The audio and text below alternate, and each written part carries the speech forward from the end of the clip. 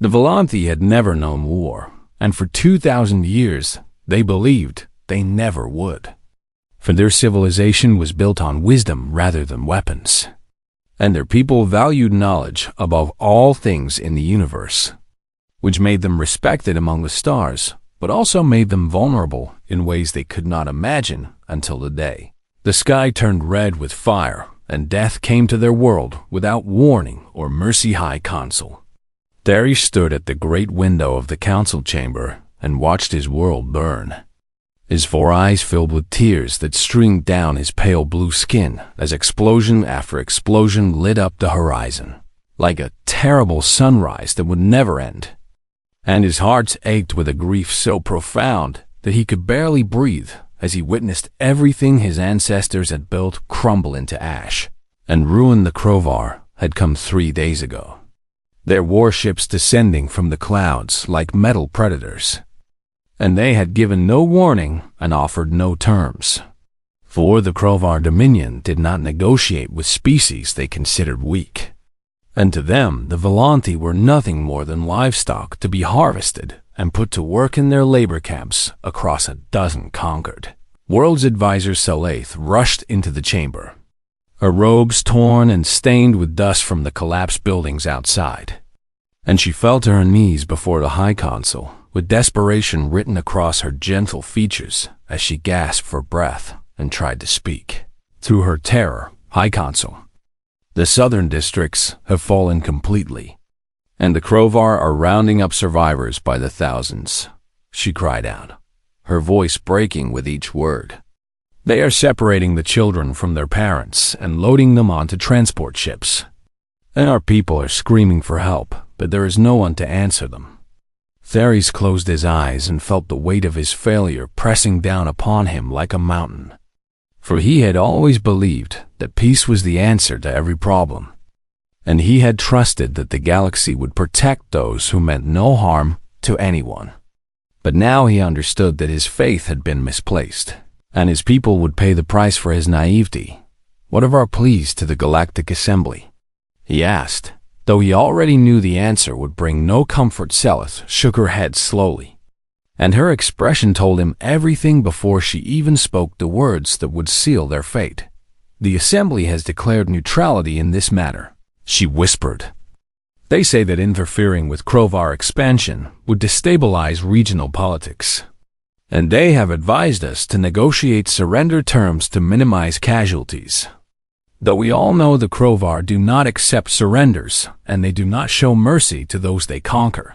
Darius felt something cold settle in his chest, a sensation he had never experienced before, and he realized it was the death of hope itself taking root in his soul.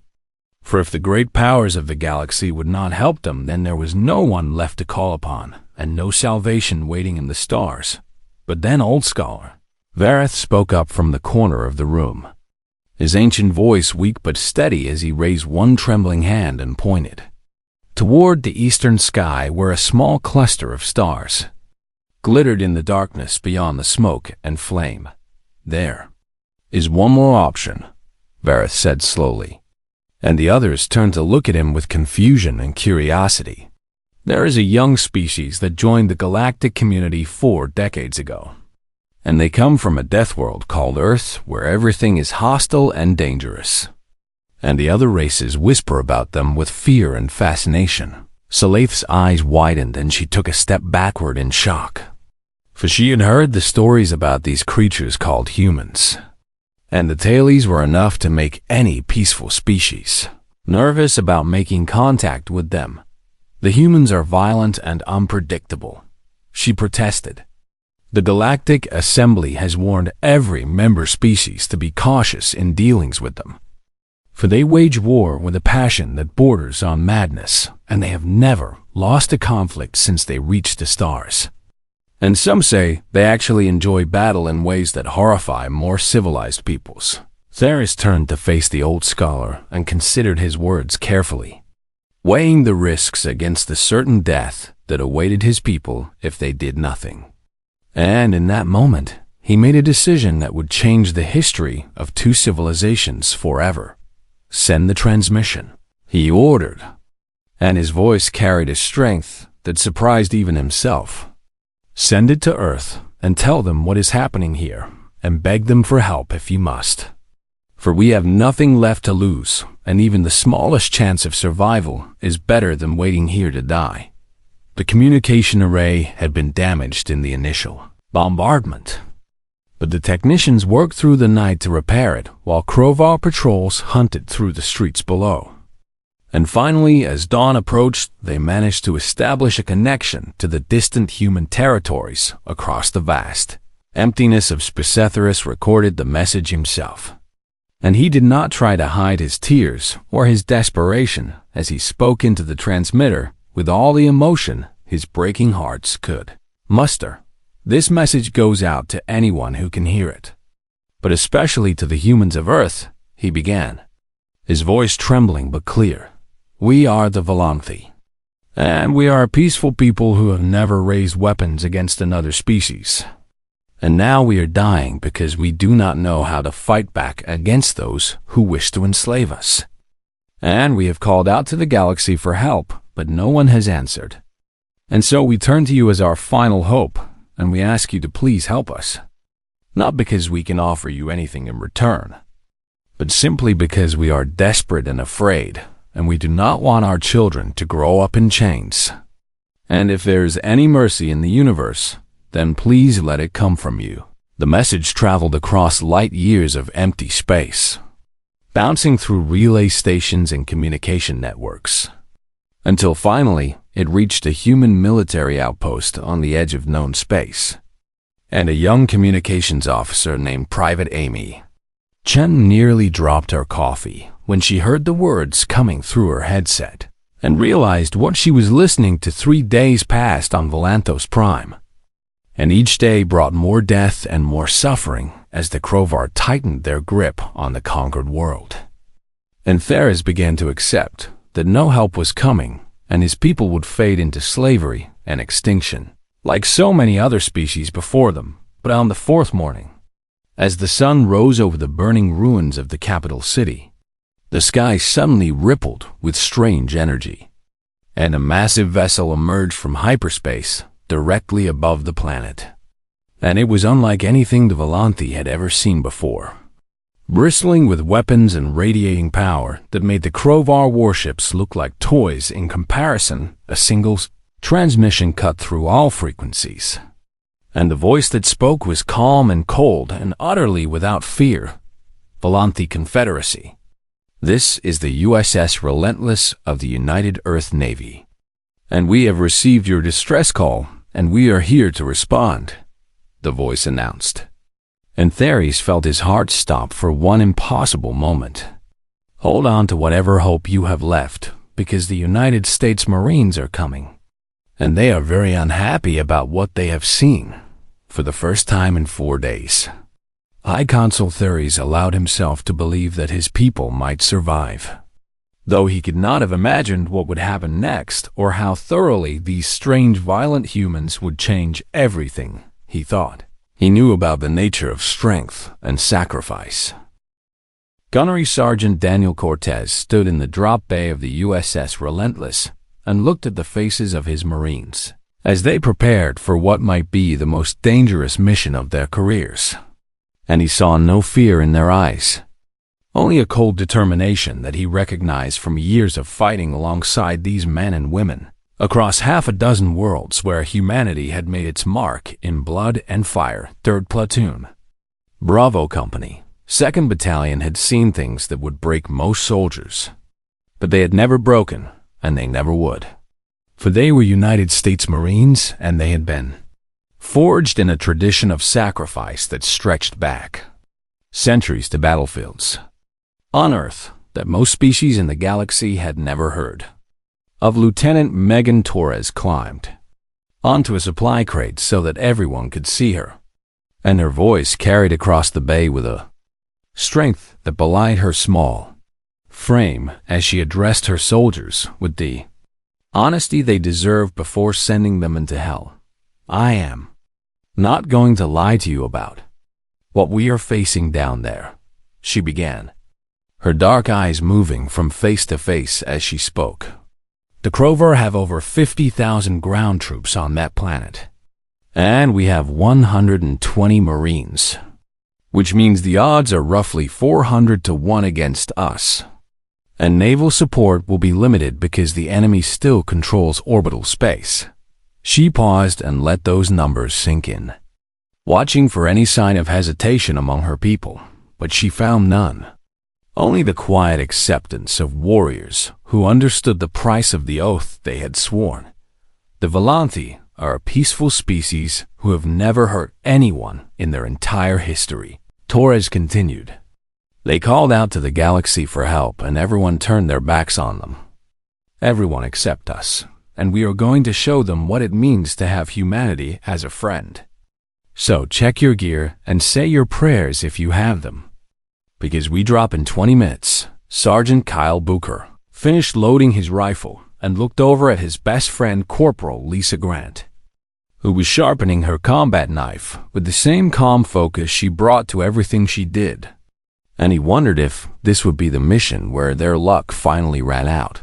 You think we can actually pull this off? He asked her quietly, keeping his voice low so the younger Marines would not hear his doubt. Grant looked up at him and smiled, though there was no warmth in it, only the grim acceptance of a soldier who had made peace with death long ago. Does it matter? She replied, and her words carried a simple truth that needed no explanation. Those people down there are dying while we stand here talking. And that means we go down there and we fight. And whatever happens after that is not our concern. Booker nodded slowly and checked his weapon one more time. Knowing she was right, and knowing that he would follow her into that fire without hesitation, just as she would follow him. Because that was what Marines did for each other, and for the innocent people they had sworn to protect. The drop pods launched into the atmosphere of Valanthos Prime like metal seeds falling from the heavens. And the Crovar anti-aircraft batteries opened fire immediately, filling the sky with plasma bolts and explosive rounds that turned the descent into a nightmare of noise and light and violent shaking that threatened to tear the pods apart. Booker felt his pod take a direct hit. And suddenly the world was spinning wildly as warning lights flashed and alarms screamed in his ears. And he gripped his harness with white knuckles as the damaged vessel plummeted toward the surface, completely out of control. The impact was brutal. And Booker felt something snap in his left arm as the pod crumpled around him like a tin can crushed by a giant hand. And for a long moment, he lay in the darkness, wondering if he was still alive, or if this was what death felt like. But then the pain hit him like a wave, sharp and real and undeniable, and he knew he had survived. So he forced himself to move, despite the agony radiating from his broken arm. And he kicked open the emergency hatch and crawled out into the smoke and ash of a dying world. He was 3 kilometers from the rally point, alone and injured in enemy territory. But Booker did not hesitate for even a moment. For hesitation meant death, and death meant failure. And failure was not something any Marine could accept. So he picked up his rifle with his good hand and started walking toward the sound of gunfire in the distance. Rest of 3rd Platoon landed in the ruins of what had once been Valanthos City, and the Marines emerged from their pods into a landscape of destruction that made even the veterans among them pause for just a moment before their training took over and they began moving toward their objectives. Gunnery Sergeant Cortez gathered his squad leaders and quickly assessed their situation, noting that they had lost several Marines in the drop, but the majority had made it down intact. And now they needed to establish contact with the Volanthi survivors and find a defensible position before the Crovar realized what was happening. Grant, take your squad and scout the eastern approach, he ordered, his voice calm and steady despite the chaos around them. Done. I want you covering our rear, and nobody fires until I give the word. Because we need to know what we are dealing with before we start making noise. The Marines moved through the rubble like ghosts, their boots crunching softly on broken glass and shattered stone as they advanced through streets that had once been filled with peaceful citizens going about their daily lives. And everywhere they looked, they saw evidence of the Crovar brutality that had torn this civilization apart. Corporal Grant spotted the first enemy patrol 2 blocks ahead. A squad of 8 Crovar soldiers dragging a group of Volanthi prisoners toward a transport vehicle. And she raised her fist to signal her squad to halt as she studied the situation and planned her attack. The prisoners were mostly children, their pale blue skin covered in dust, and their 4 eyes wide with terror as the alien soldiers pushed them roughly along the street. And Grant felt something hot and dangerous rise in her chest as she watched the scene unfold. She looked back at her squad and gave the hand signals they all knew by heart. And within seconds, the Marines had spread out into firing positions with their weapons, trained on the unsuspecting enemy patrol. And then Grant gave the signal to fire. The Crovar never knew what hit them, for the Marines struck with a precision and violence that was over almost before it began. And 8 alien soldiers lay dead in the street, while the Volanthi children stood frozen in shock and confusion, unable to understand what had just happened or who these strange armored creatures were. Grant approached the children slowly, lowering her weapon and removing her helmet so they could see her face. And she spoke softly, even though she knew they probably could not understand her words. "You are safe now," she said. And her voice was gentle in a way that none of her fellow Marines had ever heard before. "We are here to help you, and we will not let anyone hurt you again." High Consul Theres watched from a hidden bunker as reports came in about the human soldiers who had landed in his city. And he saw footage of their cold, efficient violence and their strange tenderness toward the survivors. And he realized that these creatures called humans were something he had never encountered before. Warriors who killed without hesitation, but who also wept for the children they could not save.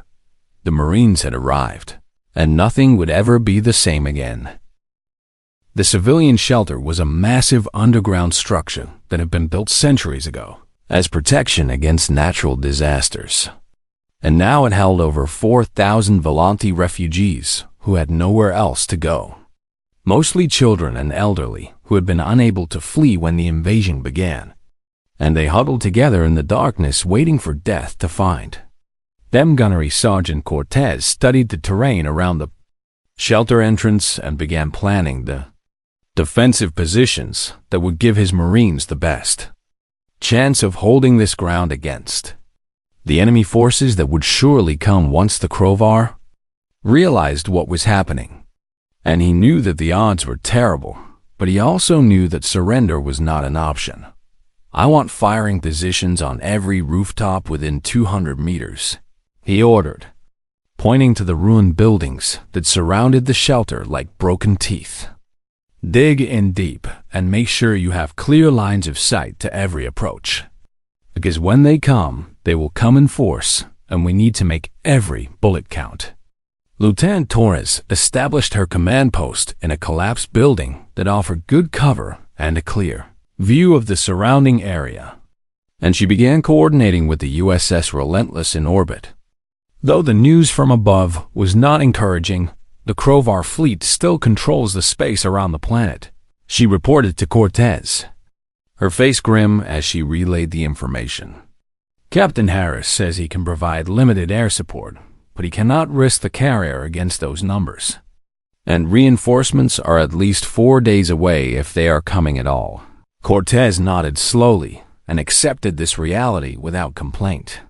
For complaining would not change anything, and he had learned long ago that Marines worked with what they had rather than wishing for what they did not have. "Then we hold for 4 days, he said simply, and his voice carried no doubt or fear. "Tell the captain we appreciate whatever support he can give us. And tell him that 3rd Platoon will be here when he gets back." Private First Class Nathan Price was only 19 years old, and this was his first real combat mission. And his hands trembled slightly as he helped set up the defensive perimeter around the shelter entrance. But he forced himself to focus on the task and push down the fear that threatened to overwhelm him. Sergeant Victor Dunn noticed the young Marine's distress and walked over to stand beside him, his weathered face showing the calm of a man who had seen too much to be frightened by anything anymore. "First time is always the hardest," Dunn said quietly, his voice carrying a kindness that contrasted with his intimidating appearance. "Just remember your training and trust the Marines beside you. And when the shooting starts, let your instincts take over and do not think too much about what is happening." Price looked up at the older man and found some comfort in his steady presence. And he nodded slowly and took a deep breath to steady his nerves. "What if I freeze up?" he asked, voicing the fear that every young soldier carries into their first battle. "What if I let everyone down when they need me?" Dunn smiled and put a hand on the young man's shoulder. And when he spoke, his words carried the weight of experience and truth. "You will not freeze because you are a Marine. And Marines do not freeze. And when the moment comes, you will do what needs to be done because the people in that shelter are counting on you. And you will not let them down. I know this because I have seen your type before, and you have the look of a fighter even if you do not know it yet." The Krovar commander, Warlord Tith, received reports of the human landing with disbelief and then with rage, for he had not expected anyone to answer the Delanthi distress call, and he certainly had not expected the humans to be foolish enough to challenge his army with such a small force. 100 primitives from a death world think they can stop the Krovar Dominion? He snarled at his officers, his massive form trembling with fury as he studied the tactical display showing the human positions. "Send 3 battalions to crush them and bring me the heads of their leaders as trophies. And make sure the Volanthi see what happens to those who interfere with our conquest." The first Krovar assault came at dawn. 3,000 soldiers advancing toward the Marine positions in waves that seemed to stretch from horizon to horizon, and the ground shook with the thunder of their approach as they fired wildly at the ruined buildings. Where the humans waited in silence, Cortez watched them come through his scope and felt nothing but cold calculation as he counted the enemy and measured the distance and waited for the perfect moment to give the order that would begin the killing. "Hold your fire," he said through the radio, his voice steady and calm. "Let them get closer. Let them think we are afraid, and then we show them what fear really looks like." The Krovar soldiers reached the outer perimeter and began to spread out, searching for the human defenders they expected to find cowering behind the rubble. And that was when Cortez gave the order, "Open fire." The world exploded into violence as 100 Marines unleashed everything they had on the advancing enemy. And the precision of their fire was devastating, each shot finding its mark with deadly accuracy that the Krovar had never experienced before. And within seconds, the front ranks of the assault were cut down like grass before a scythe. The battle lasted 6 hours. And when it finally ended, the streets were filled with Krovar dead.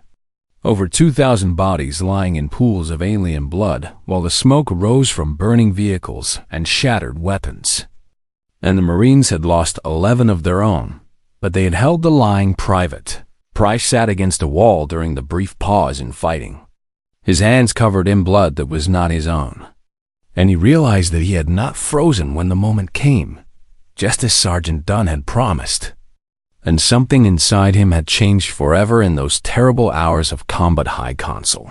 Darius emerged from the shelter to see the aftermath of the battle, and his 4 eyes widened with shock as he walked among the carnage and witnessed the destruction these humans had wrought upon his enemies. And he approached Gunnery Sergeant Cortez with a question burning in his heart. "Why?"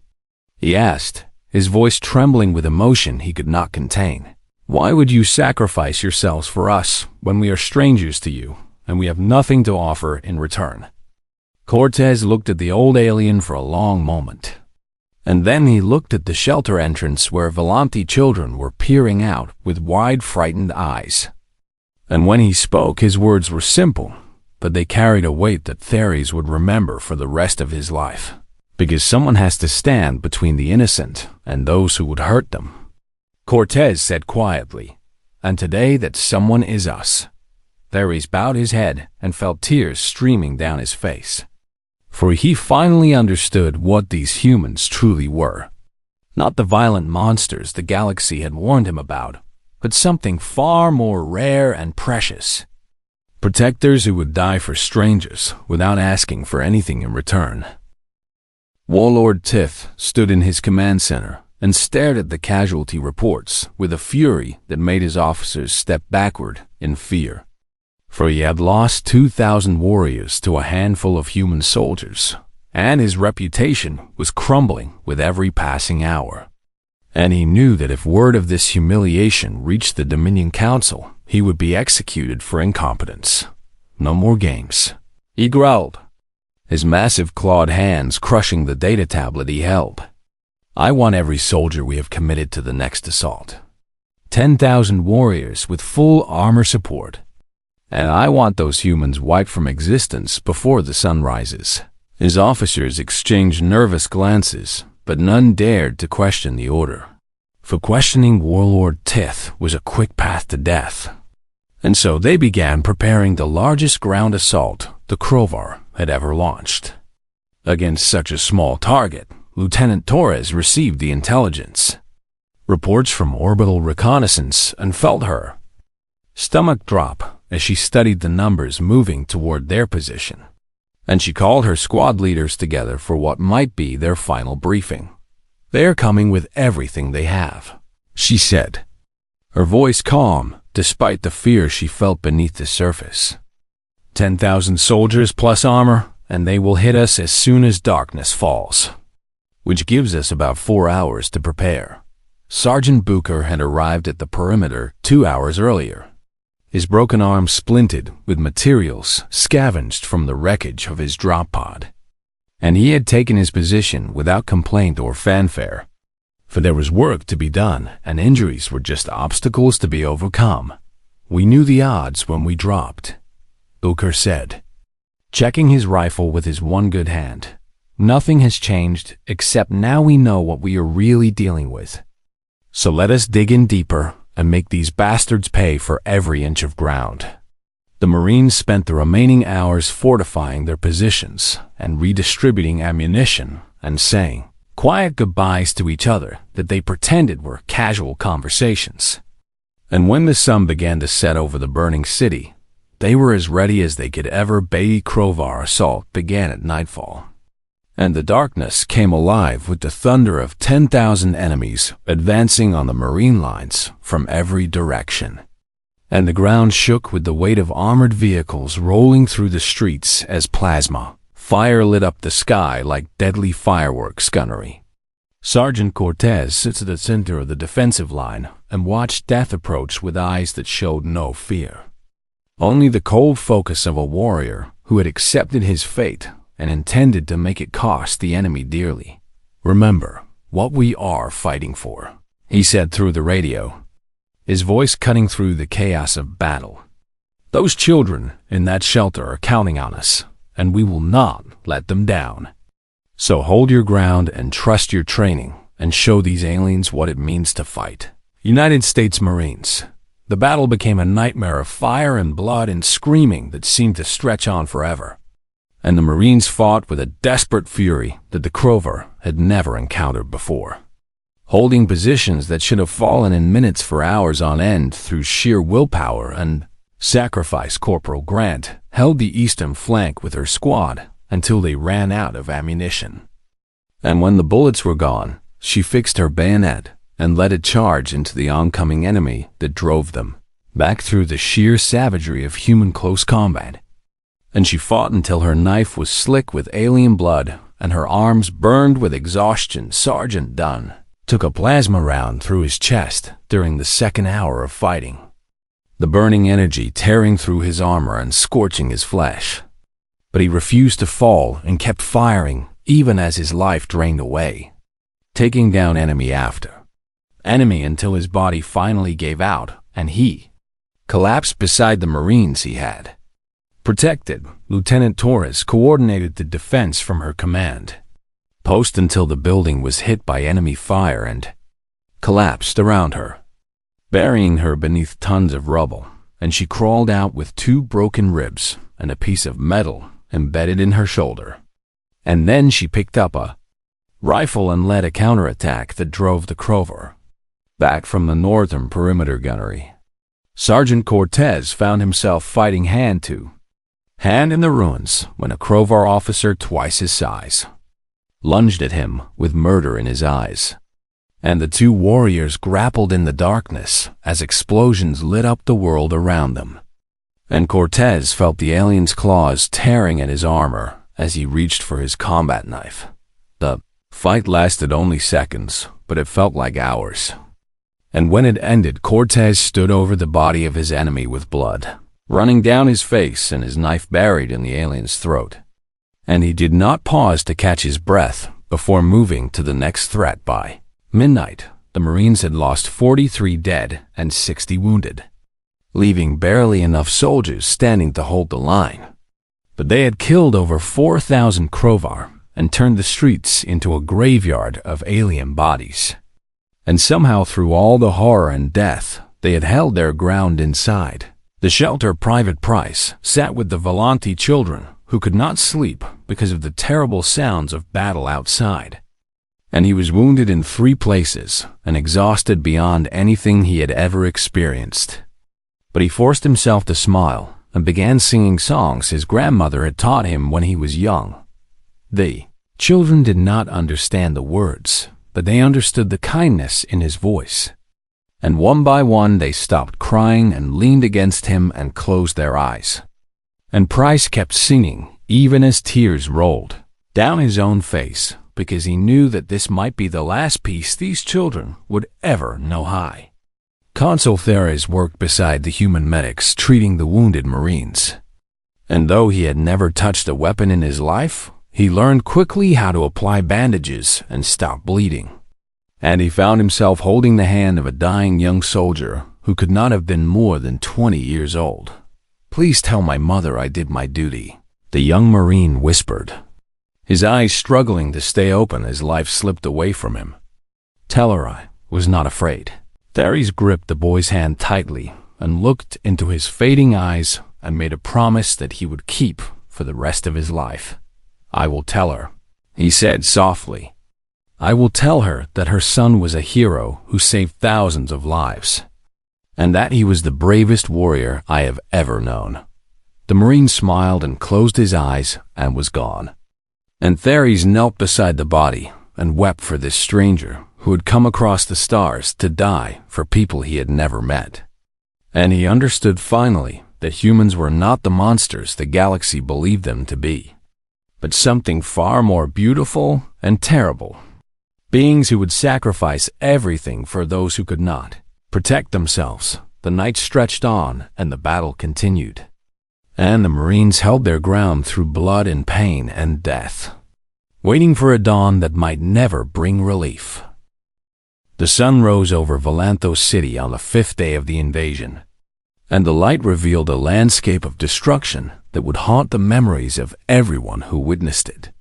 For the streets were filled with the dead, and the buildings had been reduced to rubble, and smoke still rose from fires that had burned through the night gunnery. Sergeant Cortez stood at what remained of the defensive perimeter and counted the Marines still capable of fighting, and the number made his heart ache with grief, even as he forced his face to remain calm for the sake of those who looked to him for strength. 62 Marines remained from the 120 who had dropped onto this world just days ago, and most of them were wounded and exhausted and running low on ammunition. And they knew that the Crovar would come again soon, and this time there might not be enough of them left to hold the line. Warlord Tith had lost over 6,000 soldiers in 2 days of fighting, and his rage had transformed into something cold and murderous as he prepared his final assault on the human positions. For he would not be defeated by these primitives, and he would rather die than face the shame of failure. "All remaining forces will advance in 1 hour," he ordered his officers, his voice flat and deadly. I want those humans crushed beneath our boots. And anyone who retreats will be executed on the spot. For today, we end this resistance once and for all. Lieutenant. Torres limped over to Cortez and stood beside him as they watched the Krovar forces gathering in the distance. 6,000 soldiers with armor support preparing to sweep across the ruins and finish what they had started. And she knew that this time there would be no miracle to save them. It has been an honor serving with you. Gunny, she said quietly, and her voice carried no self-pity or regret. Only the simple acceptance of a warrior facing the end. Cortez looked at his commanding officer and saw the same determination in her eyes that he felt in his own heart. And he nodded slowly and allowed himself a small smile that carried more sadness than joy. The honor has been mine. Lieutenant, he replied, and then he turned to face his remaining Marines and raised his voice so they could all hear him.